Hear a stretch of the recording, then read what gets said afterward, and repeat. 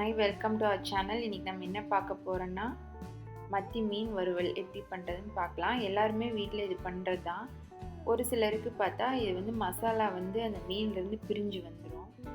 அது பிரியாமல் எப்படி பண்ணுறதுன்னு பார்க்கலாம். ஃபஸ்ட்டு அரை கிலோ மத்தி மீன் எடுத்து வாஷ் பண்ணி வச்சுட்டேன். அதில் உப்பு ஆட் பண்ணிட்டேன் ஃபஸ்ட்டு. அதுக்கப்புறம் வரமிளகாத்தூள், உங்களுக்கு எவ்வளோ காரம் வேணுமோ அந்த அளவுக்கு வரமிளகாத்தூள் ஆட் பண்ணிக்கோங்க. அப்புறம் கார்ன்ஃப்ளவர் மாவு, அப்புறம் கொஞ்சமாக ஒரு ஸ்பூன் அரிசி மாவு, கொஞ்சமாக ஒரு டீஸ்பூன் ஆயில் எல்லாம் போட்டு தண்ணி தெளிக்காமல் மிக்ஸ் பண்ணிக்கோங்க. அந்த மீனில் இருக்கிற தண்ணியே கரெக்டாக இருக்கும். உங்களுக்கு அதில் பார்த்துட்டு உப்பும் காரம் லாஸ்ட்டாக டேஸ்ட் பண்ணி பார்த்துக்கோங்க.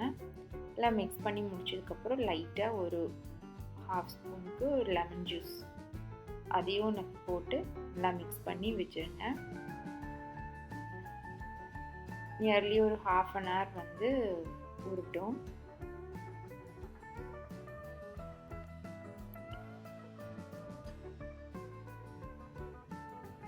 அதுக்கப்புறம் கடாயில் ஃப்ரை பண்ணுறதுக்கு ஆயில் எவ்வளோ தேவையோ அவ்வளோ எடுத்துக்கோங்க. எண்ணெய் ஹீட் ஆனதையும் நம்ம மேரினேட் பண்ணி வச்சுருந்த ஃபிஷ் பீசஸ் எல்லாம் இருக்கு இல்லையா, அதை எடுத்து நம்ம ஃப்ரை பண்ணிடலாம்.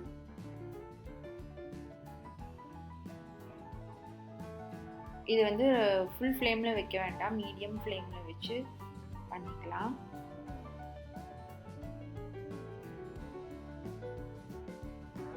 பாருங்கள், மசாலாவில் பிரியாமல் கரெக்டாக அந்த மீனில் கோட்டானது அப்படியே இருக்குது, பிரிஞ்சு வராமல்.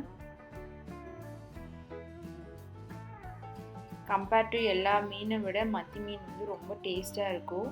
ஆனால் கொஞ்சம் ரொம்ப முள் இருக்கும், அதை பார்த்து சாப்பிட்டாலே போதும்.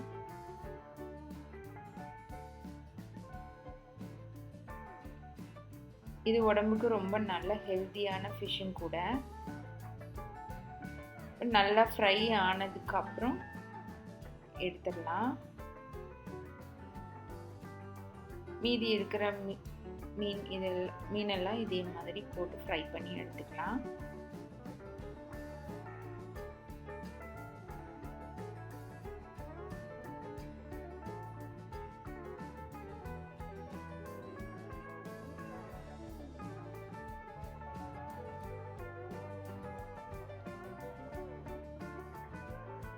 இதுதான் ஈஸியான ஒரு மத்தி மீன் ஃப்ரை. இது ரச சாப்பாடு அந்த மாதிரிக்கும் நம்ம சாப்பிடலாம். நீங்களும் வீட்டில் இந்த மாதிரி ட்ரை பண்ணி பாருங்கள். இந்த வீடியோ உங்களுக்கு பிடிச்சிருக்குன்னு நினைக்கிறேன். தேங்க்யூ.